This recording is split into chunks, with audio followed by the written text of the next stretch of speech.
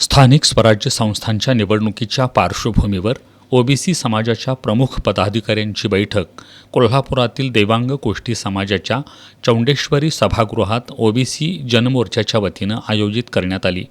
या बैठकीच्या अध्यक्षस्थानी देवांग कोष्टी समाजाचे उपाध्यक्ष मोहन हजारे होते।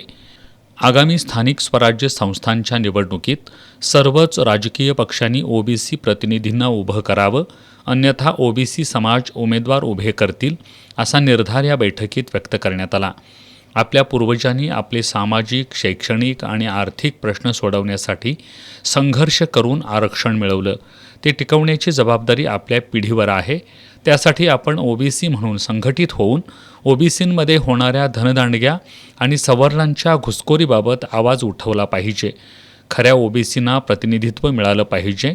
यासाठी पक्षभेद बाजूला ठेवून काम करा, असं आवाहन या बैठकीत ओबीसी जनमोर्चाचे सरचिटणीस दिगंबर लोहार यांनी केलं। ज्येष्ठ नेते शिवाजी माळकर यांनी प्रत्येक समाजानं आपापल्या समाजाची जनगणना करावी असं मत मांडलं, तर सुभाष गुरव यांनी ओबीसी समाजानं इतर ओबीसी बांधवांना सहकार्य करून समाजातील एकोपा जपण्याचं आवाहन केलं।